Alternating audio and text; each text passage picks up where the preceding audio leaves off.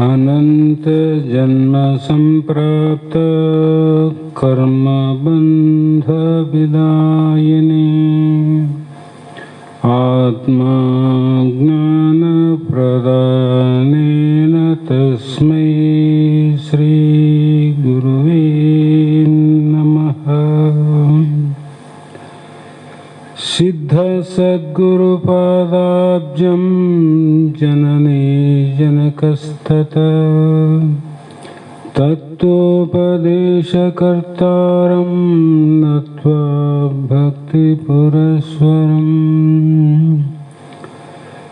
जगदादि जगद्गुरु आरूढ़ चक्रवर्ती ಭಕ್ತರ ಕಲ್ಪವೃಕ್ಷ ಮುಕ್ತರ ಕಾಮಧೇನು ಸಿದ್ಧಾರೂಢ ಮಹಾಸ್ವಾಮಿಗಳ ಶ್ರೀಪಾದ ಪದ್ಮಗಳಿಗೂ ಆರೂಢ ಜ್ಯೋತಿ ಶಿವಪುತ್ರ ಮಹಾಸ್ವಾಮಿಗಳ ಶ್ರೀಪಾದಗಳಿಗೂ ಶ್ರೋತ್ರಿಯ ಬ್ರಹ್ಮನಿಷ್ಠರು ಬ್ರಹ್ಮಲೀನರು ನೇರ ನಿಷ್ಠುರವಾದಿಗಳು ಪರಮ ಸದ್ಗುರು ಬಸವಾನಂದ ಮಹಾಸ್ವಾಮಿಗಳ ಶ್ರೀ ಚರಣ ಕಮಲಗಳಿಗೂ ಅನಂತ ಅನಂತ ದೀರ್ಘ ದಂಡ ಪ್ರಣಾಮಗಳನ್ನು ಸಮರ್ಪಿಸುತ್ತ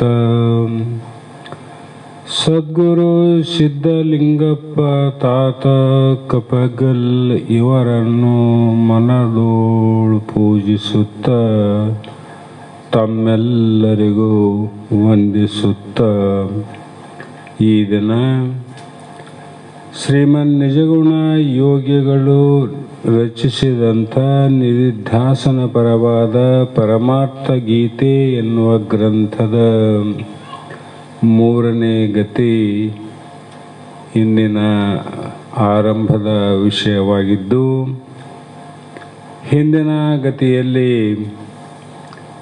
ಯಾವ ಸಂಕ್ಷಿಪ್ತವಾಗಿ ಪಂಚೀಕರಣದ ವಾದವನ್ನು ಅಥವಾ ನ್ಯಾಯವನ್ನು ಪಂಚೀಕರಣದ ವಿಷಯವನ್ನು ತಿಳಿಸಿ, ಈ ಮೂರನೇ ಗತಿಯಲ್ಲಿ ಇಲ್ಲಿಂದನೇ ಪ್ರಾರಂಭವಾಗಿ ಇಲ್ಲಿಗೆ ಅಂತ್ಯ ಆಯ್ತೇನೋ ಅಂತಂದರೆ, ಪಂಚೀಕರಣದ ಇಲ್ಲಿಯವರೆಗೂ ಆಕಾಶ ವಾಯು ಅಗ್ನಿ ಜಲ ಭೂತತ್ವವನ್ನು ಹೇಳಿ ಆ ತತ್ವಗಳ ಪಂಚೀಕರಣವನ್ನು ಮಾಡಿ ಒಂದೊಂದರೊಳು ಒಂದೊಂದು ಕೂಡಿ ಇಲ್ಲಿ ಅಹಂಕಾರ ಬುದ್ಧಿ ಮನ ಚಿತ್ತ ಜ್ಞಾತೃ ಅಂತ ಹೇಳಿ, ನಂತರ ಜ್ಞಾನೇಂದ್ರಿಯ ಕರ್ಮೇಂದ್ರಿಯಗಳ ಭಾಗವನ್ನು ಮಾಡಿ ಅಲ್ಲಿಗೆ ಸಂಕ್ಷಿಪ್ತ ಪಂಚೀಕರಣವನ್ನು ತಿಳಿಸಿ, ಈಗ ಅದಕ್ಕಿಂತ ಪೂರ್ವದಲ್ಲಿ ಆಕಾಶದಿಂದಲೇ ಪಂಚೀಕರಣ ಪ್ರಾರಂಭವಾಯಿತು ಅಥವಾ ಆಕಾಶಕ್ಕಿಂತ ಇನ್ನೂ ಏನಾದರೂ ತತ್ವಗಳು ಉಂಟೋ ಅನ್ನುವ ವಿಚಾರವನ್ನು ಗಮನದಲ್ಲಿಟ್ಟುಕೊಂಡು ಈ ಮೂರನೇ ಗತಿಯಲ್ಲಿ ಶ್ರೀ ಗುರು ಶಂಭುಲಿಂಗಾಯ ನಮಃ ಅಂದರೆ ಈ ಒಂದು ಪಾರಮಾರ್ಥದ ಮೋಕ್ಷದ ಮಾರ್ಗವನ್ನು ಬೋಧ ಮಾಡುವಂಥ ಯಾರು ಅಂದರೆ ಶ್ರೀ ಗುರುಗಳಾಗಿರಬೇಕು. ಅದು ಗುರು ಪರಂಪರೆಯಲ್ಲಿ ಆತ ಬಂದಿರಬೇಕು. ಗುರು ಪರಂಪರೆಯಲ್ಲಿ ಯಾಕೆ ಬರಬೇಕು ಅಂತಂದರೆ, ನಮ್ಮ ವಂಶದಲ್ಲಿ ವಂಶಾವಳಿಯಲ್ಲಿ ಬಂದವನಿಗೆ ಭಾಗ ಕೊಡ್ತಾರೆ ವಿನ ವಂಶಾವಳಿಯಲ್ಲಿ ನನ್ನ ಹೆಸರು ಇಲ್ಲ ಅಂದರೆ ನಿಮಗೆ ಸಂಸಾರದಲ್ಲಿ ಆ ಮನೆಗೆ ನಿಮಗೆ ಸಂಬಂಧನೇ ಇಲ್ಲ ಅಂತ. ಯಾರಿಗಿಲ್ಲ? ಮನೆಗೂ ನಿನಗೂ ಸಂಬಂಧ ಇಲ್ಲ, ತೆಗಿರಿ ವಂಶಾವಳಿ ಅಂತಾರೆ. ಈ ಲೌಕಿಕದಲ್ಲಿ ಮುಂದುವರಿಬೇಕಾದರೆ ಒಂದು ವಂಶಾವಳಿ ಬೇಕು ಅಂದಾಗ ಪಾರಮಾರ್ಥದ ಮೋಕ್ಷಾನುಭವವನ್ನು ಪಡಿಬೇಕಾದ್ರೆ ಗುರು ಸಂಪ್ರದಾಯ ಬೇಕು, ಗುರುವಿನಲ್ಲಿ ವಂಶಾವಳಿ ಇರಬೇಕು. ಅದಕ್ಕೆ ವಂಶಾವಳಿ ಇರಬೇಕಿಲ್ಲ. ಅದರಂತೆ ಎಚ್ಚರಿಕೆಯನ್ನು ಕೊಟ್ಟು ಸೂಕ್ಷ್ಮವಾಗಿ ತಿಳಿಸ್ತಾರ ನಿಜಗೊಂಡವರು. ಶ್ರೀ ಗುರು ಶಂಭು ಲಿಂಗಾಯ ನಮಃ. ಅಂತಪ್ಪ ಗುರುವಿಗೆ ನನ್ನ ಅನಂತ ದೀರ್ಘದಂಡ ಪ್ರಣಾಮಗಳು ಅಂತ ಹೇಳಿ ಅವರನ್ನು ಸ್ಮರಿಸಿ ಧ್ಯಾನಿಸಿ ಮುಂದೆ ಪ್ರಾರಂಭ ಮಾಡ್ತಾರೆ. ಸಾದರದಿಂ ಜೀವತ್ವದ ಭೇದವನೆಂತೊರೆದೆ ಇನ್ನು ಮಹದ್ ಅಹಮಾದಿಕ ಆದ ಅಂದವ ನರಪುವನು ಇದನ್ನು ಓದಿ ವಿಚಾರಿಪದು ಸಾಧಕನು ಒಲವಿದಮ್ಮಂದ್ರು. ಇಲ್ಲಿ ಪ್ರೀತಿಯಿಂದ ನಾ ಹೇಳ್ತು ಅಂತಾರೆ ಅವರು. ಪ್ರೇಮದಿಂದ, ಪ್ರೀತಿಯಿಂದ. ಪ್ರೀತಿ ಎಂಥದ್ದು ಅಂದರೆ ತಾಯಿ ಮಗನ ಪ್ರೀತಿಗಿಂತ ಹೆಚ್ಚಿನ ಪ್ರೀತಿ ಇದು. ತಾಯಿ ಮಗನಕ್ಕಿಂತ ಹೆಚ್ಚಿನ ಪ್ರೀತಿ ಯಾವುದು ಅಂದರೆ ಗುರು ಶಿಷ್ಯರ ಒಲವು ಅಂತಾರೆ. ಅದಕ್ಕೆ ಯಾವಾಗಲೂ ಬಸವಾನಂದರು ಹೇಳ್ತಿದ್ರು, 36 ಆಗಬಾರದು, 63 ಸಂಖ್ಯೆ ಸೂಚನೆ ಇರ್ತದೆ ಗುರು ಶಿಷ್ಯರ ಮಧ್ಯದಲ್ಲಿ ಅಂತ. ಕನ್ನಡದ 6, ಕನ್ನಡದ 3. ಇಬ್ಬರ ಮುಖ ಒಂದು ಕಡೆ ಅವ, ಹೌದಿಲ್ಲ? 36 ಬರೆದ್ರೆ 3ಕ್ಕೆ 6ಕ್ಕೆ ಹಿಂಗಾಗ್ಯಾವ. ಒಬ್ಬರ ಮುಖ ಒಬ್ಬರಿಗೆ ಕಾಣಂಗೆ ಇಲ್ಲ ಅಂತಂದರೆ ಅಲ್ಲಿ ಪ್ರೀತಿ ಅದೇನು? ಪ್ರೀತಿ ಇಲ್ಲ, ಅಲ್ಲಿ ಅಪ್ರೀತಿ ಅದ. ಅಪ್ರೀತಿ ಸಂಸಾರದಲ್ಲಿ ಪ್ರಪಂಚದಲ್ಲಿ ಇರಬೇಕದು. ಅದು ಒಪ್ತಾರೆ ಮಹಾತ್ಮರು. ನಡೀತದೆ, ಹೆಂಗೆ ಹಾಳಾಗೋದ ನಡೆದು ಹೋಗ್ತದೆ. ಆದರೆ ಪ್ರೀತಿ ಅಂದರೆ ಭಕ್ತಿ ಅನ್ನುವಂಥದ್ದು 36 ಆಗಲಾರ್ದ 63 ಆಗಿರಬೇಕು ಪಾರಮಾರ್ಥದಲ್ಲಿ. ಇಲ್ಲಿ ಪ್ರಪಂಚದಲ್ಲಿನೂ ಯಾಕೆ ಇರಬಾರ್ದು ಅಂದರೆ ಪ್ರಪಂಚದಲ್ಲಿ ಇಡಕ್ಕೆ ಹೋದ್ರೆ ಹಾಳಾಗ್ತದೆ. ಪ್ರಪಂಚದಲ್ಲಿ ಇಟ್ಟೆ ಅಂದರೆ ಸಂಸಾರ ಹಾಳು ಹೋಗ್ತದೆ. ಅದು 63 ಆಗಬಾರ್ದು, 36 ಇರಬೇಕು. ಇಲ್ಲಾಂದರೆ ಕೆಟ್ಟು ಹೋಗ್ತದಿಲ್ಲ. ಎಷ್ಟಿರಬೇಕು ಅಷ್ಟಿರಬೇಕು. ಆದರೆ ಇಲ್ಲಿ ಮಾತ್ರ ಯಾವಾಗಲೂ 63 ಆಗಬೇಕು. ಒಂದು ಸಲ ಆದರೂ ಬೆನ್ನು, ಗುರುವಿನ ಬೆನ್ನನ್ನು ಶಿಷ್ಯ ನೋಡಬಾರ್ದು, ಶಿಷ್ಯನ ಬೆನ್ನನ್ನು ಗುರು ನೋಡಬಾರ್ದು. ಗುರುವಿನ ಎದೆಯನ್ನು ಶಿಷ್ಯ ನೋಡಬೇಕು, ಶಿಷ್ಯನ ಎದೆ ಅಂದರೆ ಮನಸ್ಸನ್ನು ಗುರು ನೋಡಬೇಕು. ಅದೊಂದು ಬಿಟ್ಟು ಅವರ ಕುಲ ಜಾತಿ ನಾಮರೂಪವನ್ನು ನೋಡುವಂಥವನು ಗುರುವಿನಲ್ಲಿ ನೋಡಿದವನು ಶಿಷ್ಯನಲ್ಲ, ಶಿಷ್ಯನಲ್ಲಿ ನೋಡುವಂಥವನು ಗುರು ಅಲ್ಲ ಅಂತ. ಹಾಗಾಗಿ ಅಂಥ ಶಿಷ್ಯನಿಗೆ ಜೀವತ್ವದ ಸ್ವರೂಪದ ಭೇದವನು ಹೇಗಾಯಿತು ಅಂದರೆ, ಒಬ್ಬನೇ ವಿಶ್ವ ತೈಸ ಪ್ರಾಜ್ಞ ಜೀವತ್ರಯ 3 ಜೀವಿಗಳಾದದ್ದನ್ನು ಹೇಗೆ ಅಂತ ಪ್ರತಿಪಾದನೆ ಮಾಡಿ ಹೇಳಿ, ಈ 3ನೇ ಗತಿಯಲ್ಲಿ ಪ್ರಕೃತಿ, ಮಹತತ್ವ, ಅಹಂಕಾರ ಮೊದಲಾದ ಅದೃಷ್ಟ ತತ್ವಗಳನ್ನು ಪ್ರತಿಪಾದನೆ ಮಾಡುತ್ತಾರೆ. ದೃಷ್ಟ ತತ್ವಗಳನ್ನು 2ನೇ ಗತಿಯಲ್ಲಿ ಹೇಳಿಬಿಟ್ರು. ಹೌದಿಲ್ಲ? ಕಾಣ್ತಾವಿಲ್ಲ ಅವು. ಆಕಾಶ ಕಾಣ್ತದ, ವಾಯು ಕಾಣ್ತದ, ಅಗ್ನಿ, ಜಲ, ಭೂಮಿ ಇವು ಕಾಣ್ತಾವ. ಇಂದ್ರಿಯಾದಿಗಳು ನಮಗೆ ಗೊತ್ತಾಗ್ತಾವ. ಹೊರಗೂ ತಿಳಿತೀವಿ ದೃಷ್ಟ, ಒಳಗೂ ದೃಷ್ಟ. ಅಲ್ಲ, ಅದೃಷ್ಟವಾಗಿವು. ಕಾಣಲಾರ್ದು ಯಾವುವು ಅಂದರೆ ಪ್ರಕೃತಿ, ಮಹತ್ತತ್ವ, ಅಹಂಕಾರ ಮೊದಲಾದ ಅದೃಷ್ಟ ತತ್ವಗಳನ್ನು. ಅಹಂಕಾರ ಬಹಳ ಅದಾವನಲ್ಲಿ ಅಂದರೆ ಎಷ್ಟಾದಪ್ಪ ಅಂತ ಹೇಳಿದ್ರೆ ಬಹಳ ಅದಂತ ಹೇಳ್ಬೋದು. ಎಷ್ಟಾದಂದ್ರೆ ಹೇಳಕ್ಕೆ ಬರೋಂಗಿಲ್ಲ. ಯಾಕಂದರೆ ಇಷ್ಟ ಅಂತ ಅದು ಕಣ್ಣಿಗೆ ಕಾಣಂಗಿಲ್ಲ, ಕಿವಿಲಿ ಕೇಳಿ ನಿರ್ಣಯ ಮಾಡೋಂಗಿಲ್ಲ. ಯಾವುದು? ಅಹಂಕಾರ. ಹಾಗಾಗಿ ಅದರಿಂದ ಈ ಅದೃಷ್ಟ ತತ್ವಗಳನ್ನು ಪ್ರತಿಪಾದನೆ ಮಾಡಿದಾಗ ಸಾಧಕರು ಆದವರು ಪ್ರೀತಿಯಿಂದ ಈ ಗ್ರಂಥವನ್ನು ಪಠಣ ಅಂದರೆ ವಿಚಾರ ಮಾಡ್ಬೇಕಂದ್ರೆ ಅವರು ಹೇಗೆ ಅಂದರೆ ಬಹುಪ್ರೀತಿಯಿಂದ, ಅಂದರೆ ಗ್ರಂಥವನ್ನು ಗುರುಮುಖದಿಂದ ಶ್ರವಣ ಮಾಡಿ ಅಂತ ಅರ್ಥ. ಗ್ರಂಥವನ್ನು ಗುರುಮುಖದಿಂದ ಶ್ರವಣ ಮಾಡಿ ತನು ಮನನ ಶ್ರವಣ ಮನನ ನಿಧಿಧ್ಯಾಸಗಳನ್ನು ಮಾಡಿಕೊಳ್ಳತಕ್ಕದ್ದು ಅಂತ ಇಲ್ಲಿ ಹೇಳ್ತಾ ಬಂದರು. ಇಷ್ಟು ಹೇಳಿದ್ರೆ ಶಾಸ್ತ್ರದಾಗ ಇಷ್ಟು ವಿಚಾರ ಮಾಡೋರು ಎಷ್ಟು ಮಂದಿ ಯಾರ ಜಗತ್ತಿನಾಗ? ಗ್ರಂಥ ನೋಡೋರು, ಗ್ರಂಥ ನೋಡಿದವರು, ಗ್ರಂಥ ಮನೇಲಿಟ್ಟವರು ಬಹಳ ಜನ ಇಲ್ಲಂತಲ್ಲ. ಗ್ರಂಥದಲ್ಲಿ ಹೇಳಿದಂತೆ ನಿಜಗೊಂಡರು ಏನು ಹೇಳ್ಯಾರ, ಸಿದ್ಧಾರೂಢರು ಏನು ಹೇಳ್ಯಾರ, ಶಿವಪುತ್ರ ಮಹಾಸ್ವಾಮಿಗಳು ಯಾವ ರೀತಿಯಿಂದ ಬರೆದಾರ, ಆ ರೀತಿಯಾಗಿ ಕ್ರಮದಿಂದ ಕೇಳುವಂಥ ಅಧಿಕಾರಿಗಳು ಎಷ್ಟು ಜನ ಭಾಳ ವಿರಳ ಅಂದ್ರವ್ರು, ಭಾಳ ವಿರಳ. ಹಾಗಾಗಿ ನಿನ್ನ ಮುಂದೆ 1ನೇ ನುಡಿಯಲ್ಲಿ ಸತ್ಯಂ ಸಮಿತ್ ಸುಖಮಯನಪ್ಪ ನಿತ್ಯಂ ನಿನ್ನ ನಿರೀಕ್ಷಣವಪ್ಪ ನಿಜವಾಹ ಶಕ್ತಿಯೇ ಕಾಲವೆನಿಕ್ಕು ನಿಜವಾದ ಪ್ರಕೃತಿಗೆ ಚೋದನವಕ್ಕು ಸುಕೃತಿಯೇ ಕಾಲದಿ ಬೋಧಕಮಾದ ಪ್ರಕೃತಿಯ ಕಡೆ ಸರ್ವೋನ್ಮುಖವಾದ ಬಿಂದುವೆನಿಸಿ ವಿರಳಂಬಡಿಯುತ್ತ ಅಂಧ ವ್ಯಕ್ತ ನೀನದಮಾಗುತ್ತ ಮಂದಹ ತ್ರಿಗುಣಗಳ ಭೇದವನು ಒಂದಿ ವಿಕರಿಸಿ ಮಹಾದ್ರೂಪವನು ತಳೆಯುತ್ತಾ ಪ್ರಕೃತಿಗೆ ನಿಜಧಾಮ ತಿಳಿ ನೀನದರಿಂದಲೇ ನಿಶ್ಚೀಮ ಅಂದರು. ಸತ್ಯಂ ಸದ್ರೂಪನು ಅಂದರು. ಯಾವುದು ಸತ್ಯ ಅಂತ ಗೊತ್ತದ, 3 ಕಾಲದಲ್ಲಿ ಯಾವುದು ಇದೆಯೋ ಅದು ಸತ್ಯ.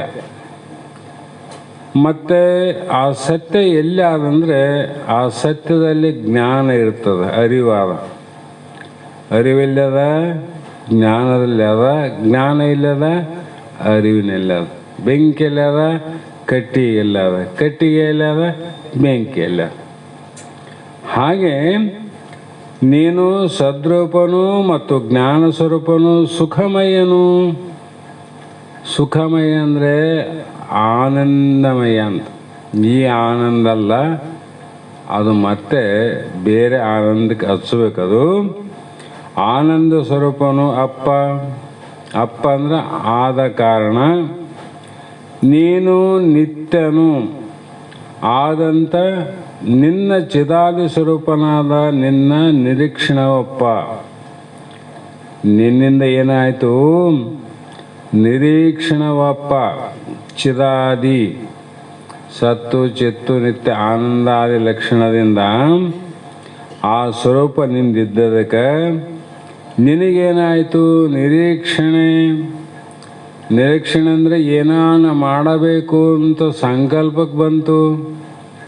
ಒಬ್ಬನೇ ಕುಂತಾನ ಏನಾದರೂ ಮಾಡಬೇಕಪ್ಪ, ಜಗತ್ತಾಗಬೇಕಂತ ವಿಚಾರ ಮಾಡಿದ. ಜಗತ್ತಂದರೆ ಏಕ ರೂಪವನ್ನು ಬಿಟ್ಟು ಅನೇಕ ರೂಪವನ್ನು ತಾಳಬೇಕು ಅನ್ನುವಂಥ ಸಂಕಲ್ಪ ಆಯ್ತು. ಅಲ್ಲಿ ಏಕನೇ ಅನೇಕ ಆಗಬೇಕಾಯ್ತು.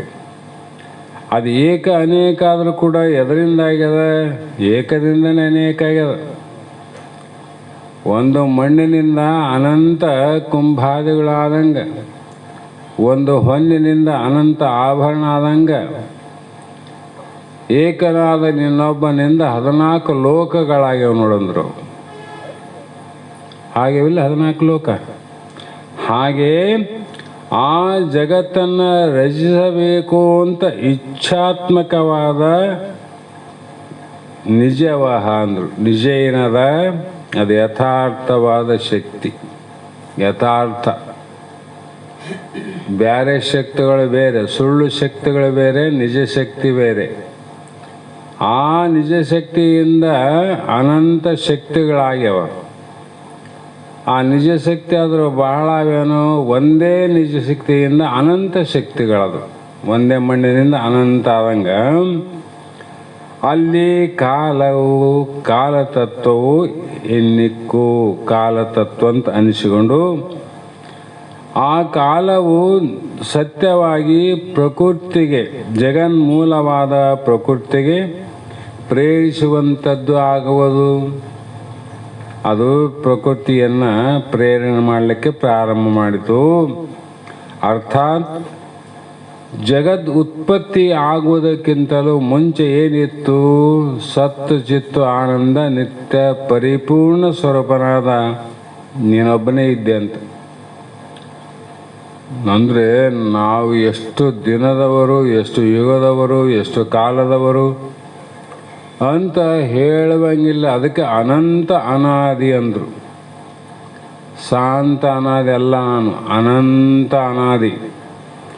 ಹಾಗಾಗಿ ಅಂಥ ಅನಂತ ಅನಾದಿ ಇರಬಹುದೇನೋ ಅಂತ ನಮಗೆ ಸಂಶಯ ಹೋಗ್ಬೇಕಾದ್ರೆ ನಾವು ಸುಮ್ಮನೆ ಈ ಜಗತ್ತನ್ನು ನೋಡಿದ್ರೆ ಸಾಕು.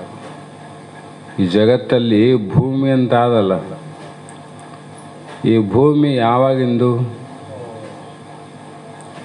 ಈ ಭೂಮಿ ಈಗ ಮೊಮ್ಮಕ್ಕಳಾಗಿರ್ಬೋದು, ನಂದಾಗಿರ್ಬೋದು, ಅದಕ್ಕಿಂತ ಮುಂಚೆ ಅಪ್ಪಂದು, ತಾತಂದು, ಆಮೇಲೆ ಮುತ್ತೆಂದು, ಆ ತಂದೆದು, ಆ ತಾತಂದು, ಆ ಮುತ್ತೆಂದು, ಮತ್ತೆ ಆ ತಾತ, ಆ ಮುತ್ತೆ. ಇದೇ ಭೂಮಿ ಇತ್ತಿಲ್ಲ. ಭೂಮಿ ಅನಾದಿ ಅಂತಿರೋ ಏನು ನಾಶ ಆಗದಂತಿರೋ? ಅನಾದಿ.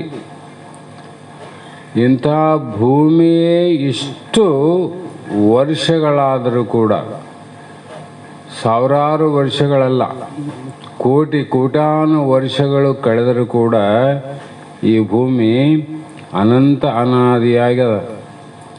ಈ ಅನಂತ ಅನಾದಿಯಲ್ಲಿ ಶಾಂತ ಅನಾದಿಗಳು ಎಷ್ಟೋ ತಲೆಗಳು ಬಂದು ಹೋಗ್ಯಾವ. ಎಷ್ಟು ತಲೆ ಬಂದೋಗ್ಯಾವ ಅಂತ ಗೊತ್ತಿಲ್ಲ. ಯಾಕಂದರೆ 1 2 84 ಲಕ್ಷ ಅಂದಾರ. ಆದರೂ ಕೂಡ ಭೂಮಿ ಏನದ ಹಂಗೆ ಅದ. ಇದೇ ಆತ್ಮ ಅಂತ ಅನ್ಬೋದಲ್ಲ ಅಂದರೆ ಅನ್ನಕ್ಕೆ ಬರಂಗಿಲ್ಲ. ಯಾಕಂದರೆ ಇದು ಕಾಣ್ತದೆ, ಕಣ್ಣಿಗೆ ತೋರ್ತದ. ಆಮೇಲೆ ಇದು ಜಡ ಅದ. ಭೂಮಿ ಜಡ ಅದಿಲ್ಲ, ಭೂಮಿ ಕಣ್ಣಿಗೆ ಕಾಣ್ತದಿಲ್ಲ, ಭೂಮಿಗೆ ವಿಕಾರ ಆಗ್ತದಿಲ್ಲ. ಅದಕ್ಕೆ ಈ ಭೂಮಿಗೆ ಆತ್ಮ ಅನ್ನಲಾರ್ದ ಅದಕ್ಕಿಂತ ಮೇಲೆ ಹೋಗಿ ಅದಕ್ಕೆ ಅನಂತ ಅನಾದಿ ಅಂತ ಕರೀತಾರೆ. ಅದು ಒಂದೇ ಇತ್ತು. ಅದು ಯಾರು?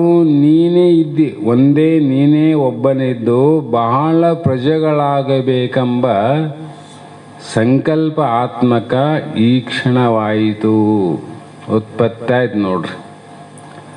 ಆ ಕಾಲವೇ ತ್ರಿಗುಣಾತ್ಮಕವಾದ ಪ್ರಕೃತಿಗೆ ಪ್ರೇರಣೆಯನ್ನು ಮಾಡುವಂಥದ್ದಾಯಿತು.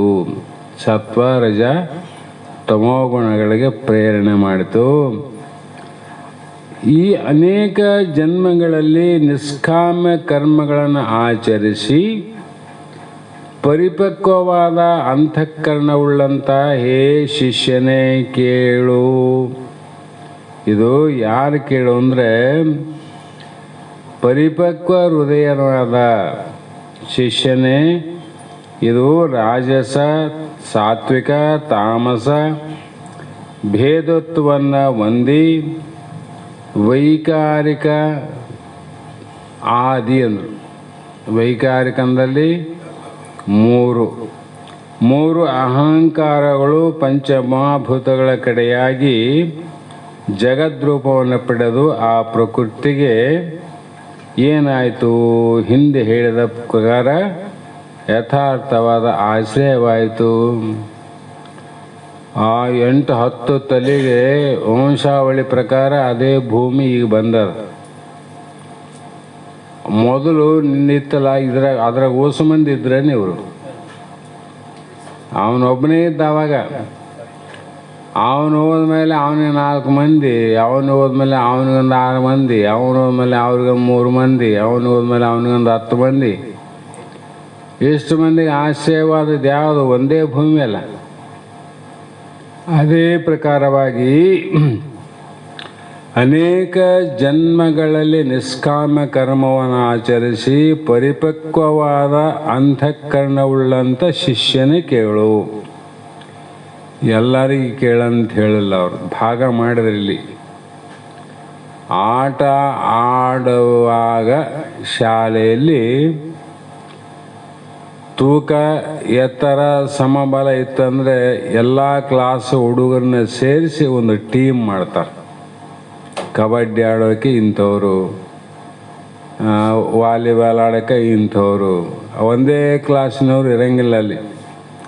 ಎಲ್ಲ ತರಗತಿಯಲ್ಲಿ ಹುಡುಗರನ್ನ ಆಯ್ಕೆ ಮಾಡಿ ಖೋಖೋ ಆಡೋಕ್ಕೆ, ಕಬಡ್ಡಿ ಆಡೋಕ್ಕೆ, ವಾಲಿಬಾಲ್ ಆಡೋಕ್ಕೆ, ಫುಟ್ಬಾಲ್ ಆಡೋಕ್ಕೆ ಅಲ್ಲಿ ಸೆಲೆಕ್ಟ್ ಮಾಡ್ತಾರೆ. ಶಾಲೆಗೆ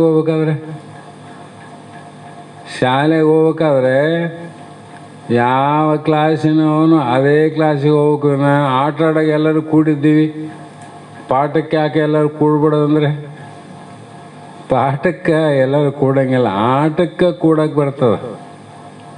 ಪಾಠಕ್ಕೆ ಯಾವ ಕ್ಲಾಸ್ ಹುಡುಗರು ಅದೇ ಕ್ಲಾಸಿಗೆ ಹೋಗ್ಬೇಕು. ಅದರಂತೆ ಮುಮುಕ್ಷಗಳಾದವರು ಕರ್ಮದಲ್ಲಿ ಎಲ್ಲರೂ ಕೂಡಕ್ಕೆ ಬರ್ತದೆ. ಕರ್ಮದ ಮಾಡೋಕ್ಕೆ ಎಲ್ಲರಿಗೆ ಆಸ್ಪದ. ಮೋಕ್ಷವನ್ನು ಪಡಿಬೇಕಾಗಿದ್ರೆ ಅಲ್ಲಿ ಅಧಿಕಾರಿಗಳಾದ, ಇಲ್ಲಿ ಅಧಿಕಾರಿಗಳಾದ. ಆಟ ಆಡಿವಂದ್ರೆ ಆಟನೇ ಬೇರೆ, ಪಾಠನೇ ಬೇರೆ, ಕರ್ಮನೇ ಬೇರೆ, ಜ್ಞಾನನೇ ಬೇರೆ. ಮತ್ತು ಇಲ್ಲಿ ಅಧಿಕಾರಿಗಳು ನೋಡ್ತಾರೋ ಸುಮ್ಮನೆ ಯಾರನ್ನ ಬರಲಂತ ಕ್ಲಾಸ್ನಾಗ ಕರ್ಕೊಂಡು ಪಾಠ ಹೇಳ್ತಾರೋ? ಹೇಳಕ್ಕೆ ಬರಂಗಿಲ್ಲ. ಕಾನೂನುಗಳವ, ವಿಧಿಗಳವ. ಅದಕ್ಕಾಗಿ ನೀನು ಪರಿಪಕ್ವವಾದ ಅಂತಃಕರಣವುಳ್ಳಂಥ ಶಿಷ್ಯ, ಪರಿಪಕ್ವ ಹೃದಯವಲ್ಲದವರೆಗೆ ಬರಿದೆ ಬೋಧೆಪನೆಂಬ ಭ್ರಮೆಯಕ್ಕೆ ಮನುಜ. ಇಲ್ಲಿ ಶಾಸ್ತ್ರಕ್ಕ ಹೃದಯ ಪರಿಪಕ್ವವಾಗಿರ್ಬೇಕು, ಮನಸ್ಸು ನಿಷ್ಕಾಮ ಆಗಿರ್ಬೇಕು. ಎಲ್ಲಿ ಶಾಸ್ತ್ರಕ್ಕೆ, ಮೋಕ್ಷಕ್ಕೆ. ಆದರೆ ಆಟಕ್ಕೆ ಮನಸ್ಸು ನಡೆಯಂಗಿಲ್ಲ, ದೇಹ ನಡೀತದೆ. ಕಬಡ್ಡಿ ಆಡ್ಬೇಕಾದ್ರೆ ಮನಸ್ಸು ಚಲೋ ಆದಂತ ಹಿಡ್ಕೊಂಡ್ರೆ ಗಪ್ಪರು ಸೋತ್ ಬಂದರೆ ಗೆದ್ದಿದ್ದೆ ನಾನು. ಜಯ ಆಗ್ಬೇಕಾದ್ರೆ 4 ಮಂದಿ ಎಳ್ಕೊಂಡು ಬರ್ತೀನಿ ಎಂಬವನೇ ಕಬಡ್ಡಿ. ಅಲ್ಲಿ ಮನಸ್ಸೊಂದು ನಡೆಯಂಗಿಲ್ಲ, ಇದು ಬೇಕಾಗ್ತದೆ. ಇಲ್ಲಿ ದೇಹ ಬೇಕಾಗಿಲ್ಲ, ಹೃದಯ ಬೇಕಾಗಿದೆ. ಅವ್ರ ಮನಸ್ಸು ಬೇಕಾಗಿದೆ. ಮನುಷ್ಯ ಹೆಂಗಾನಂತ ವಿಚಾರ ಮಾಡಂಗಿಲ್ಲ. ತೆಳ್ಳಗಾನ, ದಪ್ಪನ, ಉದ್ದಾನ, ಎತ್ತರನ ಯಾವ ಸಂಬಂಧ ಇಲ್ಲ. ಮನಸ್ಸಿಗೆ ಧರ್ಮ ಚಿಂತನೆಯೇ ಭೂಷಣ ಅಂತ ಸರ್ಪಭೂಷಣ ಹೇಳ್ಯಾರ. ಆ ಜ್ಞಾನದ ಚಿಂತನೆಯನ್ನು ಮಾಡುವಂಥ ಅಧಿಕಾರಿಗೆ ಏನು ಮಾಡಿದರು ಅಂದರೆ, ಆ ಕಾಲದಿಂದ ಜಾಗೃತೆಯನ್ನು ಪಡೆದಂಥ ಪ್ರಕೃತಿಯು ಎಲ್ಲ ಕಡೆಗಿರುವ ಕಳೆಯೆಂದು, ಅಂದರೆ ಎಲ್ಲ ಕಡೆ ಅದು ನೋಡೋ ಇಂಥಲ್ಲಿ ಇಲ್ಲ ಅನ್ನಂಗಿಲ್ಲ, ಅದು ಪ್ರಕಾಶಮಯವಾದ ಬಿಂದುವೆಂದು. ಈ ರೀತಿ ಅನಂತರ ಮುಂದೆ ಪ್ರತಿಪಾದನೆ ಮಾಡುವಂಥ ಇನ್ನು ಹೇಳ್ತಾರೆ.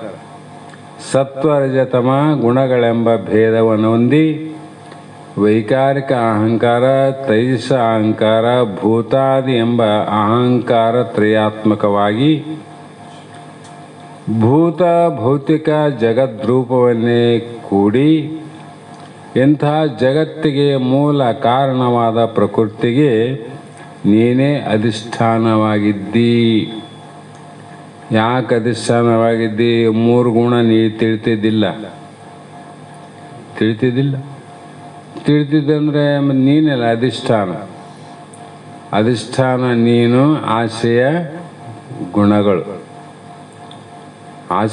ಗುಣಗಳು. ಹಾಗಾಗಿ ಈ ಕಾರಣದಿಂದಲೇ ನೀನು ತ್ರಿವಿಧ ಪರಿಚ್ಛೇದ ರಹಿತ ಪರಿಪೂರ್ಣನಾಗಿರುತ್ತಿ. ಯಾಕೆ ಪರಿಚ್ಛೇದ ಅಂದರೆ ಗುಣಗಳು ಪರಿಚ್ಛೇದಾವ.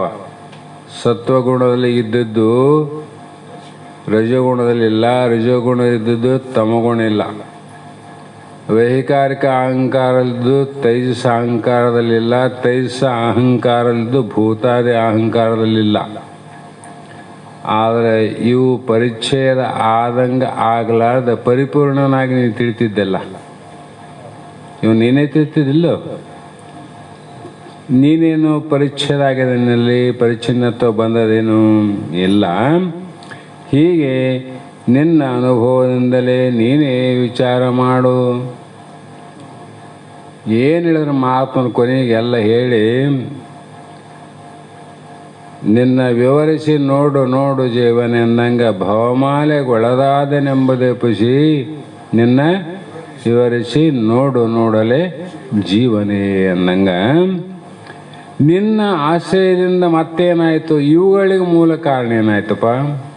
ಮಹಾತತ್ವ ಕೆಳಗಿನಿಂದ ತಗೊಂಡೋಗ್ತಾರೆ. ಈಗ ಆ ಮಹಾತತ್ವ ಅದರಿಂದ 3 ಅಹಂಕಾರಗಳು 3 ಗುಣಗಳು ಹುಟ್ಟಿ ಮುಂದೆ ಏನಾಯ್ತಂತ ಈ 2ನೇ ನುಡಿಯಲ್ಲಿ ಹೇಳ್ತಾರೆ. ಗುಣಗರ್ಭಾತ್ಮಕವಾದ ಮಹತ್ತು ಗುಣಭೇದಂಗಳ ನೈದ್ಯದ ಹೊತ್ತು ಪರಿವರ್ಧಿಸಿ ಪೂವದು ಮಿಡಿಯಾಂತು ತಿರುಳಂ ಸಿಪ್ಪೆಗಳವಂತಂತು ಪೂರೈಸುತ್ತಂಥದು ಮೂರಾಗಿ ಘೋರಂ ಶಾಂತಂ ಮೂಢತೆಯಾಗಿ ರಾಜಸ ಸಾತ್ವಿಕ ತಾಮಸವೆಂದು ರಾಜಸಿ ಗುಣಭೇದಂ ದೆಳೆದಂದು ಈ ಕಲ್ಪನೆಗಂತದು ತಾವಾದಿವೈಕಾರಿಕ ತೈಜಸಭೂತಾದಿ ಎನಿಪ ತ್ರಿವಿಧ ಅಹಂಕೃತಿ ಆಯಿತು ಜನಿಸಿ ಮಹತ್ತಿಗೆ ಅದು ಆವೃತವಾಯಿತು ಅಂತ.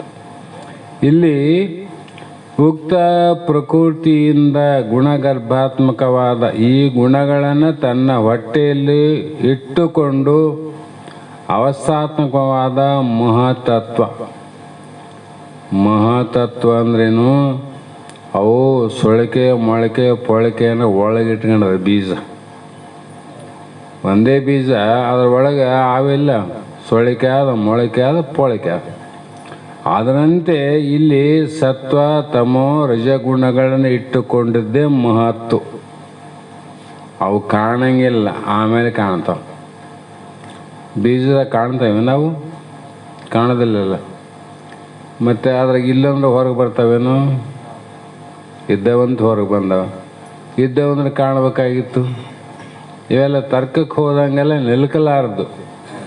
ಹಾಗಾಗಿ ಸತ್ವಾದಿ ತ್ರಿಗುಣಾತ್ಮಕ ಸೃಷ್ಟಿಯನ್ನುಂಟು ಮಾಡುವುದಕ್ಕೆ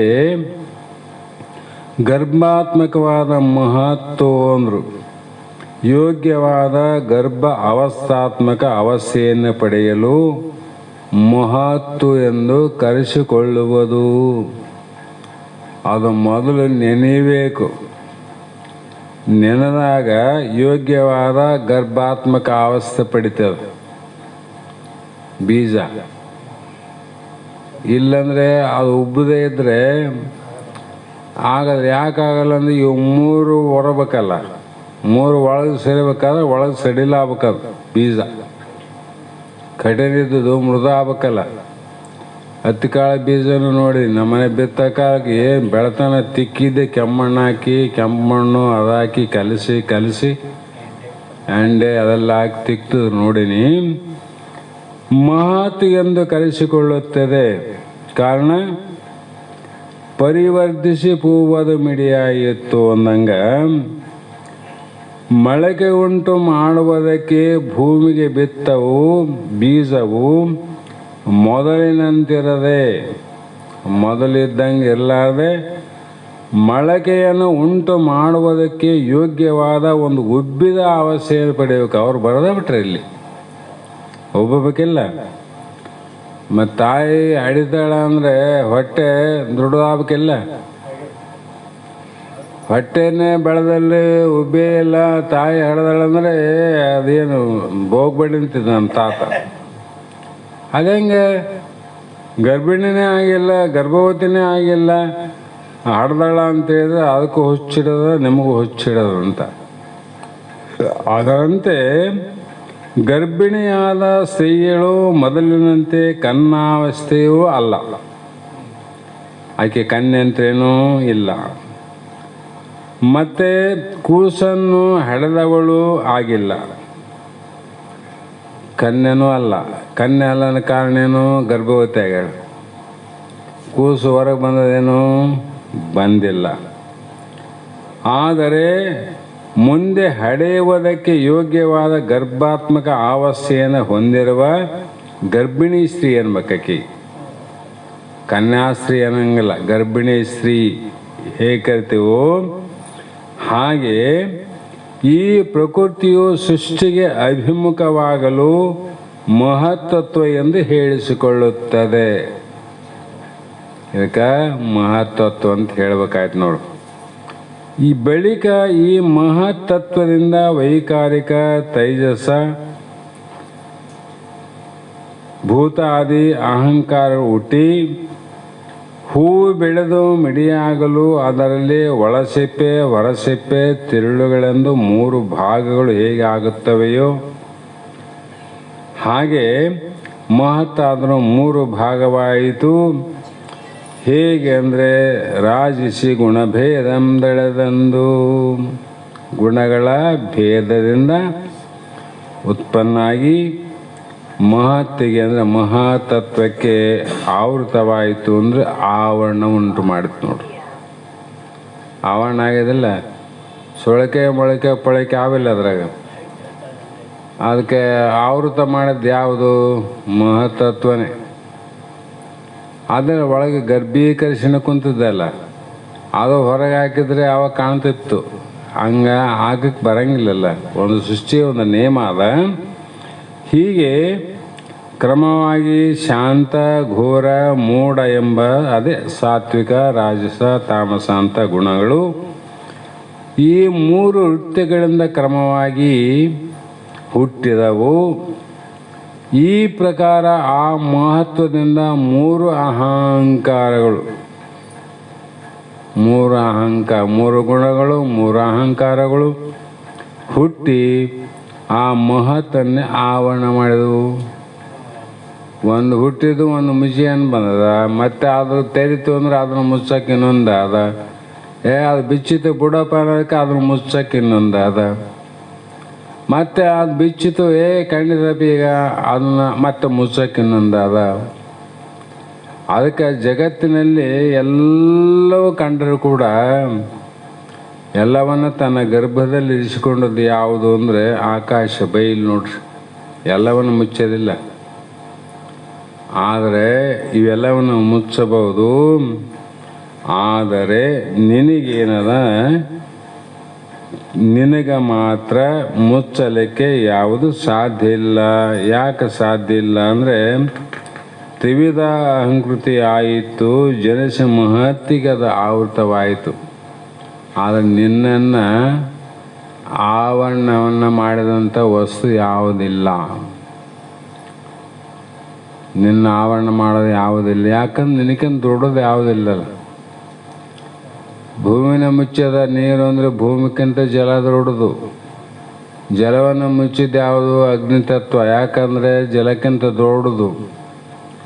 ಈ ಅಗ್ನಿಯನ್ನು ಮುಚ್ಚಿದ್ದು ಯಾವುದು? ವಾಯು. ಯಾಕಂದರೆ ಅಗ್ನಿತತ್ವಕ್ಕಿಂತ ವಾಯುತತ್ವ ದೊಡ್ಡದಾದ.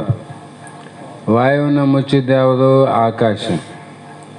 ಯಾಕಂದರೆ ವಾಯುತತ್ವಕ್ಕಿಂತ ಆಕಾಶ ತತ್ವ ದೊಡ್ಡದಾದ.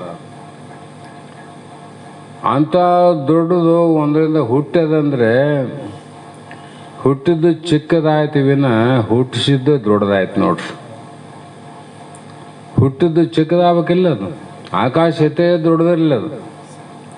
ಅದು ಹುಟ್ಟಿಲ್ಲ ಭೂತಾದ ಅಹಂಕಾರದಿಂದ. ಅದಕ್ಕೆ ಮಗನಿಗೆ ಅಪ್ಪ ಅಂತಾರೆ ನಿಲ್ಲೇನು? ಮಗನಿಗೆ ಮಗನೇ, ಅಪ್ಪಗೆ ಅಪ್ಪನೇ. ಯಾಕಂದರೆ ಮಗ ಯಾಕಾಗ್ಯಾನಂದರೆ ಅಪ್ಪನಿಂದ ಹುಟ್ಟಿರೋದಕ್ಕೆ ಮಗ ಆಗ್ಯಾನ. ಮತ್ತು ಇವನು ಅಪ್ಪ ಹೆಂಗೆ ಆಗ್ತಾನೆ? ಎಷ್ಟು ವರ್ಷ ಆದರೂ ತಂದೆಗೆ ಮಗನೇ. ಆತ ಬದುಕಿದ್ರೂ ಆತಗೆ ಮಗ, ಅವನು ಸತ್ತನು ಕೂಡ ಆತನಿಗೆ ಮಗ. ಅವನು ಬೇರೆ ಹೇಳಕ್ಕೆ ಬರ್ತದೆ? ಹುಟ್ಟಿದ ಅಪ್ಪ ಸತ್ತನ ಅಂತೇಳಿ ಸತ್ತ ಮೇಲೆ ಇನ್ನೊಬ್ಬನಿಗೆ ಅಪ್ಪ ಅಂತಾನ ಹೇಳಕ್ಕೆ ಬರಂಗಿಲ್ಲ. ಹೆಂಗೆ ಹೇಳ್ತದೆ? ಹಾಗೆ ಇಲ್ಲಿ ವೈಕಾರಿಕ ತೈಸ ಅಹಂಕಾರಗಳ ಎರಡರಿಂದ ಮನಸ್ಸು ಆಗಿ ಆ ಅಹಂಕಾರದಿಂದ 11 ಇಂದ್ರಿಯ ಅಭಿಮಾನಿ ದೇವತೆಗಳಾಗಿ ಮುಂದೆ ಅನಂತ ರೀತಿ ದೇವತೆಗಳು ಆದವು ಅಂತಕ್ಕಂಥ ಮಾತನ್ನು ಹೇಳ್ತಾರೆ.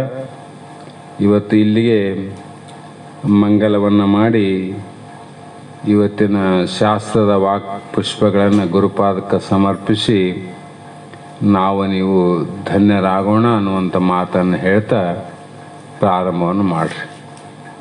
ಗುರುದೇವ ಸಿದ್ಧ ರೂಢ ದಯಾನಿಧಿ ಬೆಳಗುವೆ ಆರತಿಯ ಗುರುವರ ಬೆಳಗುವೆ ಆರತಿಯ ಗುರುದೇವ ಸಿದ್ಧ ರೂಢ ದಯಾನಿಧಿ ಬೆಳಗುವೆ ಆರತಿಯ ಗುರುವರ ಬೆಳಗುವೆ ಆರತಿಯ ನರವಾರಕ್ಕೆ ನೀವರ ಪಂಚಾಕ್ಷರಿ ಮಂತ್ರವ ಬೋಧಿಸಿದೆ ಗುರುವರ ಮಂತ್ರವ ಬೋಧಿಸಿದೆ ನೆರೆಗೋರ ಕಾಲನ ಬಾಧೆಯ ಬಿಡಸಿ ಉಪಾಯವ ತೋರಿಸಿದಿ ಗುರುವರ ಉಪಾಯವ ತೋರಿಸಿದಿ ಗುರುದೇವ ಸಿದ್ಧ ರೂಢ ದಯಾನಿಧಿ ಬೆಳಗುವೆ ಆರತಿಯ ಗುರುವರ ಬೆಳಗುವೆ ಆರತಿಯ ಉತ್ತಮರಿಗೆ ನಿಜ ತತ್ವಮಸಿ ಮಹಾವಾಕ್ಯವ ಬೋಧಿಸಿದೆ ಗುರುವರ ವಾಕ್ಯವ ಬೋಧಿಸಿದೆ ನಿತ್ಯ ಮಾಯಯ ನಾಶಿಸಿ ನಿಜ ಪದ ಇತ್ತು ರಕ್ಷಿಸಿದೆ ಗುರುವರ ವಿತ್ತು ರಕ್ಷಿಸಿದೆ ಗುರುದೇವ ಸಿದ್ಧ ರೂಢ ದಯಾನಿಧಿ ಬೆಳಗುವೆ ಆರತಿಯ ಗುರುವರ ಬೆಳಗುವೆ ಆರತಿಯ ಸಂತತ ಭ್ರೂಲತ ಪುರದೊಳನಂತ ಮೈಮಯ ತೋರಿಸಿದೆ ಗುರುವರ ಮೈಮಯ ತೋರಿಸಿದೆ ಸಂತ ಮುಕುಟಮಣಿ ಶಾಂತ ಸಾಗರ ಸಂತತ ವಾಸಿಸಿದೆ ಗುರುವರ ಸತತ ವಾಸಿಸಿದೆ ಗುರುದೇವ ಸಿದ್ಧ ರೂಢ ದಯಾನಿಧಿ ಬೆಳಗುವೆ ಆರತಿಯ ಗುರುವರ ಬೆಳಗುವೆ ಆರತಿಯ ಶ್ರೀಮದ್ ಜಗದ್ಗುರು ಸಿದ್ಧಾರ್ಥ ಮಹಾರಾಜ್ ಕಿ ಜೈ ಶ್ರೀ ಸದ್ಗುರು ಶಿವಪುತ್ರ ಮಹಾರಾಜ್ ಕಿ ಜೈ ಶ್ರೀ ಸದ್ಗುರು ಬಸವಾನಂದ ಮಹಾರಾಜ್ ಕಿ ಜೈ ಶ್ರೀ ಸದ್ಗುರು ಅಭಿನವ ನಿಜಗುಣ ಮಹಾರಾಜ್ ಕಿ ಜೈ सकल साधु संत महाराज की जय जय मंगलम जय नमः पार्वती शिव